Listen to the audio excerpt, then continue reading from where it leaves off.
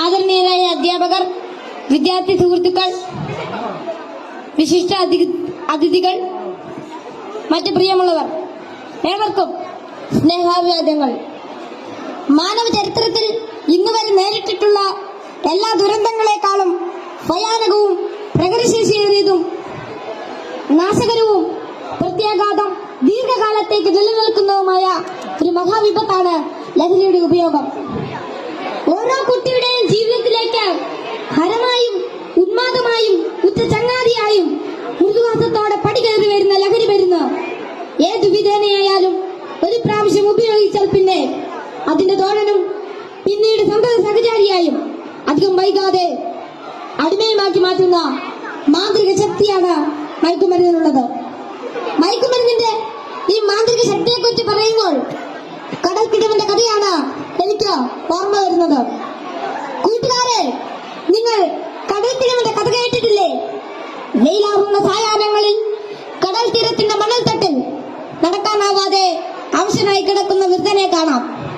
കരുത്തരായ യുവാക്കൾ ഒറ്റയ്ക്ക് ആരെങ്കിലും അടുത്തെത്തിയാൽ തന്നെ അല്പദൂരത്തേക്ക് മാറ്റിക്കിടത്താൻ ചെറുപുഞ്ചിരിയോടെ വിനയാജ്ഞരായി അപേക്ഷിക്കും. മനസ്സലിഞ്ഞ് സഹായിക്കാൻ തയ്യാറായാൽ എടുത്തു മാറ്റാൻ കിഴവൻ അനുവദിക്കുകയില്ല. തോളിൽ കയറ്റാൻ നിർബന്ധിക്കും. തോളിൽ കയറിയാൽ കിഴവന്റെ തനി സ്വഭാവം പുറത്തു വരും. തന്നെ വഹിച്ചവൻ കുഴഞ്ഞു വീണ് മരിക്കുന്നതുവരെ തോളിൽ തന്നെ ഇരിക്കും. നന്നേ ഭാരമുള്ള കിഴവനെ ചുമന്ന യുവാവ് മരിച്ചു എന്ന് ബോധ്യമായാൽ ഇറങ്ങി അല്പമകലെ മാറിക്കിടക്കും, അടുത്ത ഇരയെയും കാത്ത്. ഇതുപോലെയാണ് ലഹരിയുടെ ഉപയോഗവും. ഒരു പ്രാവശ്യം രുചിച്ചു നോക്കിയാൽ പിന്നെ രക്ഷപ്പെടൽ അസാധ്യം എന്നല്ല, എന്നാലും വലിയ പ്രയാസം തന്നെ. മയക്കുമരുന്ന് ഉപയോഗിച്ചിറങ്ങാൻ പ്രേരകമാകുന്ന ഘടകങ്ങൾ പലർക്കും പലതാണെങ്കിലും പരിണിതഫലം എല്ലാവരിലും ഏതാണ്ട് ഒന്ന് തന്നെയാണെന്ന് പറയാം.